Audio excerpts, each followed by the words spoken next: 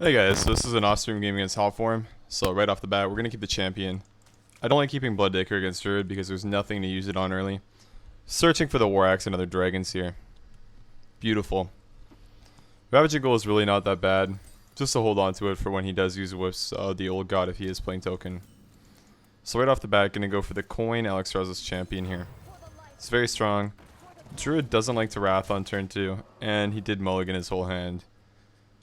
So if he plays accordingly to the way that we think he will, if he has a Wild Growth, he'll use it. If not, he'll use Wrath if he does have that as well. Nice, so I do like that.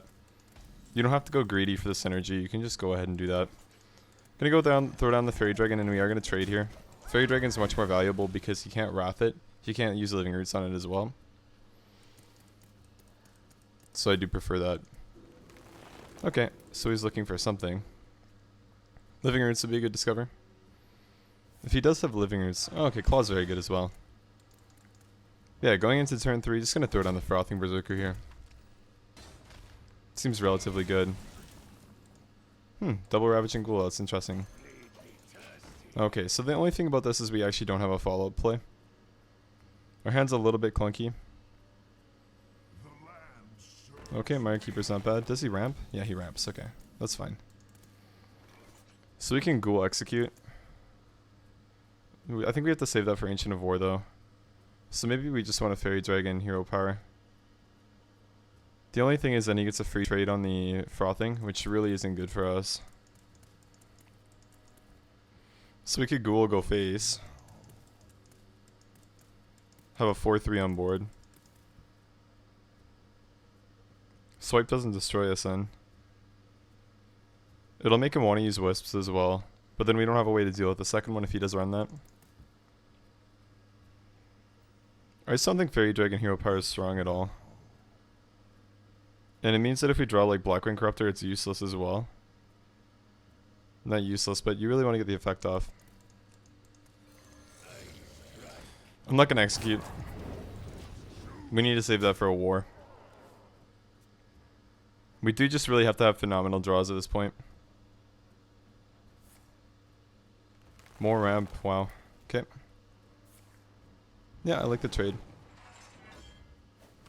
But yeah, I don't really like using Ravaging Ghoul like that in this matchup, just because it can get so much more value later on. But based on this hand, I think it's fine. I think I'm going to save Slime. Gonna throw down Fairy Dragon here. Now that we do have something to cycle with, I think I'm okay doing this. And I don't think we can play super passive, and I don't value tempoing out Ravaging Ghoul again because Wisps of the Old God is a card. And going into turn 8, he was on 6 mana last turn, he did use Wild Growth, so he might just play that card right now. And if he does, we're in a good spot. Savage Roar is interesting. Yeah, so we're just going to Slime execute that, I believe. We could Slime trade, I guess it depends on when we draw, really. Deathwing, okay, so that's another dragon, which is nice, but we're going to go ahead and Slime first, who we draw into. Okay, so Azure Drake.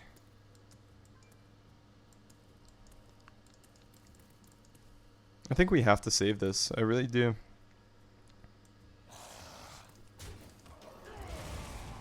He's 17. We do have Deathwing as a backup plan. I don't think we're in a terrible spot. But are we in a good one? Probably not either. I think the game could go either way here. It's just, it really depends on draws.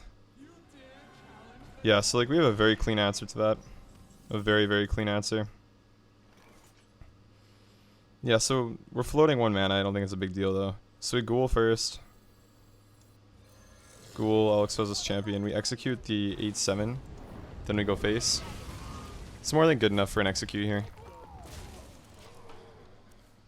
A little bit scary if Ancient of War comes down. And Wisps of the Old God is also quite scary here, plus Power of the Wild. It means that Rag is almost useless, but I can't allow that Onyxia to go unchecked. And I don't regret the play early on where we used the Ravaging Ghoul to tempo with the Frothing to push face damage. I really don't regret it at all. I'm fine with that as well.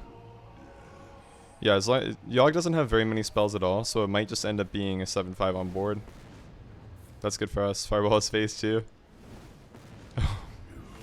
Man, that sucks. That actually really sucks. That's good for him. Yeah, that's really good for him. But based on this, we just straight up win the game on turn 8. Yeah, so again, a sad game against Hotform. I mean, that was an unlucky Yogg. And it really sucks for him that we did draw into Ravaging Ghoul. But good game. And yeah, this really just shows the power of this deck. It's actually disgusting right now, guys, so I would really recommend playing this list if you aren't already. I don't have the deck on screen, but I will link my Twitter in the description of the video and I will have the deck list posted there. This is definitely a busted deck, and I would very much recommend climbing with it. So good game.